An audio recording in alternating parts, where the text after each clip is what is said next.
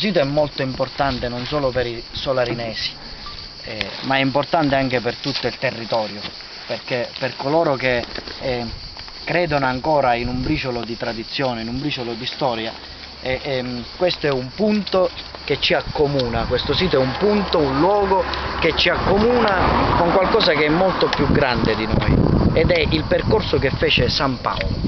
Come ben sapete, San Paolo partì dall'Oriente per essere processato a Roma e attraversò e naufragò a Malta, dove stette più di 3 mesi, pregò con i maltesi, guarda caso in un posto similare al nostro, che era la grotta di San Paolo, soprattutto a Rabat, tant'è che la comunità religiosa di Solarino ha un legame particolare che si rinnova anno dopo anno durante i festeggiamenti di San Paolo in agosto, proprio con la comunità di Rabat, e assieme portiamo in processione il santo e tutta la vara, che pesa circa 600 kg, e qui avete... la vara? No, la vara è il legno, è la statua di San Paolo che qua sotto è stata trovata durante degli scavi, è composta totalmente in pero selvatico, in dialetto uperanio. Uperanio. Il piranio è un legno molto malleabile e molto duro, resistente al tempo.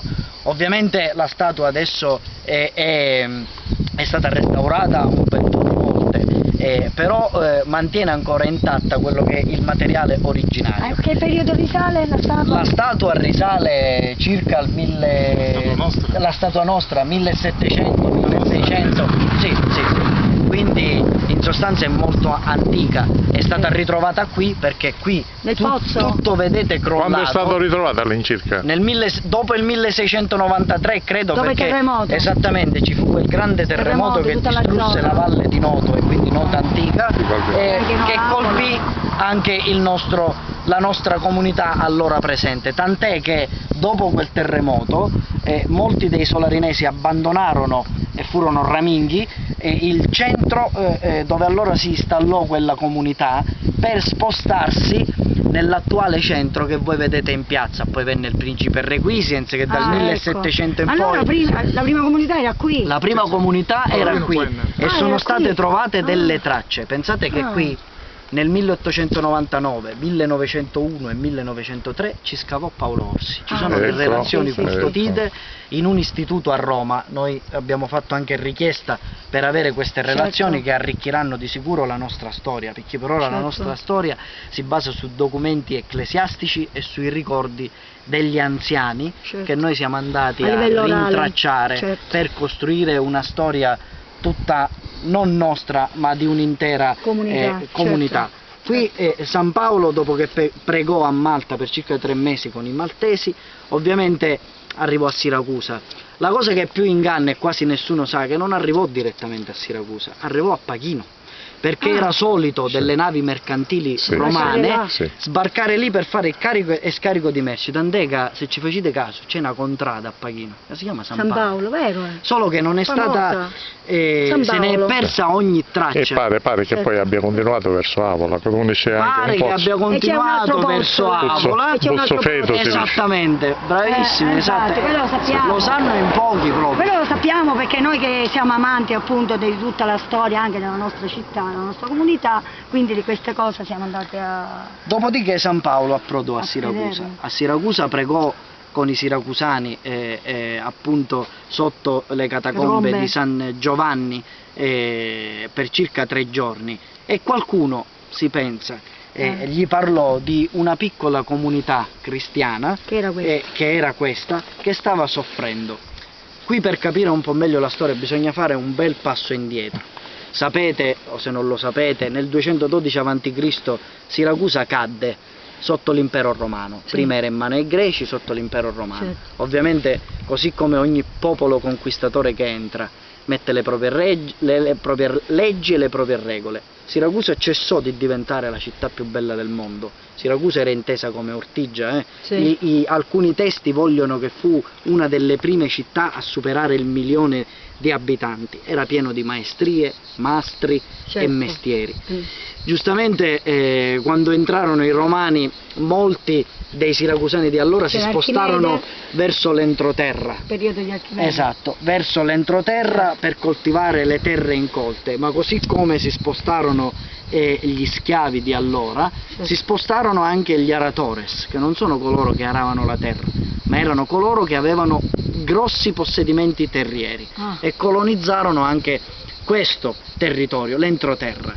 Tant'è che qui e tutto il territorio di Siracusa era un immenso granaio. L'impero romano come la chiamava la Sicilia? Infatti, La chiamava il granaio dell'impero romano, perché è vero. qui vi si dedicò all'agricoltura totalmente. Del grano. Ovviamente un fatto politico-sociale era che dove c'è sofferenza, dove c'è ingiustizia e ineguaglianza, è facile che un neomovimento religioso come era quello cristiano vi riuscì a penetrare e trovò terreno fertile immediatamente, tant'è che in Sicilia arrivò il cristianesimo durante il 60-61 d.C. Se fate caso alla tabella è proprio la datazione Certo. in cui arrivò San Paolo in Sicilia, in sostanza nella Sicilia Orientale. nostra orientale.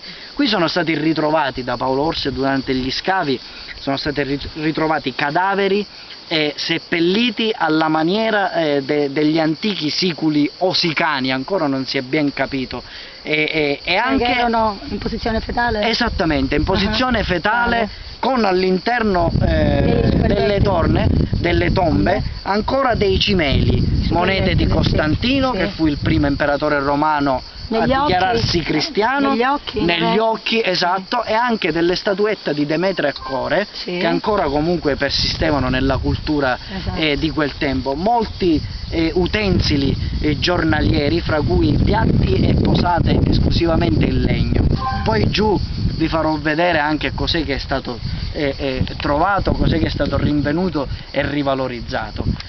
Qui come ci arrivò San Paolo? Voi dite, ma è stato 3 giorni a Siracusa, ma qua come ci arrivò? Nella Bibbia c'è quel passo che dice che San Paolo si recò ad 8.000 passi, no? Ah. Da Siracusa. Solarino Siracusa dista 16 km, tagliando campagne, con la strada di allora se ne accorciano 6, solo che dovete considerare che anticamente il tempo non si misurava come si misura Certo. oggi, e anticamente i passi non si misuravano come si misurano oggi. In realtà oggi diciamo 1, ok?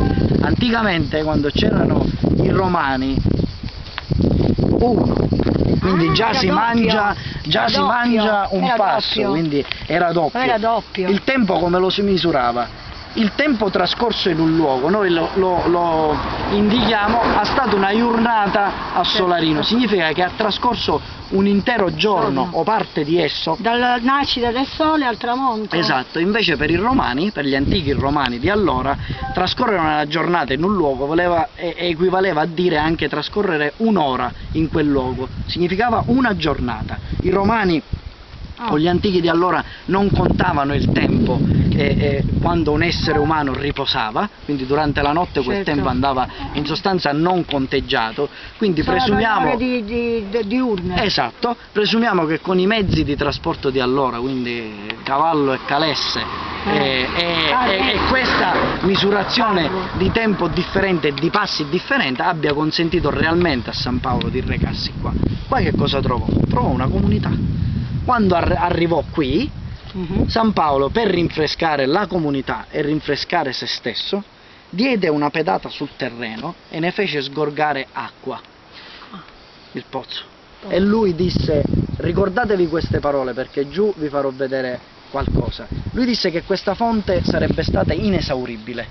In realtà questo pozzo ha alimentato la comunità solerinese fino al dicembre del 1927, quindi perché allora... poi è stata abbandonata, non perché si fosse esaurita la rete d'acqua, ma perché nel dicembre del 27 l'allora amministrazione inaugurò la nuova rete idrica, visto che ormai la comunità d'acqua se n'era andata, Certo. c'era la necessità di non venire qui qua, a piedi a prendere acqua. Doveva andare direttamente nel Esattamente, paese. mia nonna mi raccontava che si incontravano negli anni 30 fra donne alle 3-4 del mattino che si scambiavano la strada, c'era cuieva e cuveneva, cuieva a pigliare acqua e cuturnava di pigliare acqua, e questa fonte ha alimentato appunto la nostra cittadina, e ancora c'è acqua là sotto, che vi farò vedere, fino Diciamo che apparteneva a questa cosa di creare le reti idriche urbane all'epoca del... Sì, all'epoca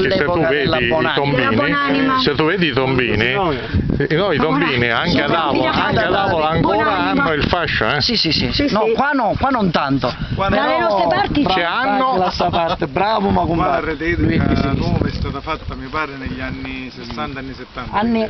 Quando venne il piano regolatore, anni 70, 76, No, questo è per 78. dire onestamente, cioè, ci tenne in quell'epoca anche il fascismo a rendere Certo. fognature e acqua nelle rete città, idrica, sì. e credo che sia stata sta cosa coeva. Sì, ovviamente.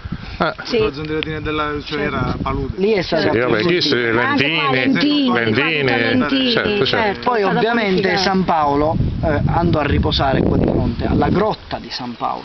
Ah, qua Purtroppo c'è una grotta In questa sotto direzione? quell'albero di noci. Qua proprio di fronte, vedi quell'albero enorme? Sì, Purtroppo sì. quel Dove c'è il pezzo di muro? terra è Sì. stato comprato da privati. Esatto. Oltre il muro? Che hanno ben pensato di recintarlo. Ora noi ecco. cercheremo di interloquire con con queste persone per persone. far capire l'importanza di ciò che Certo, hanno lo devono acquistato. anche aprire un Prima pochino. quel muretto che vedete oltre questo muro c'era un altro, prima non c'era. Sì. E noi quando eravamo piccoli la grotta era sempre aperta, si andava, io mi ricordo i pellegrinaggi li facevamo alla grotta e poi ogni tanto passavamo da qua. Esatto. Perché nonna- alla grotta il luogo. Poi ce ne sono. E lì sono lui stati ha anni che sia dormito, Lì lui ha riposato. sia l'amministrazione hanno lasciato perdere negli anni passati, Ah, tipo ecco. così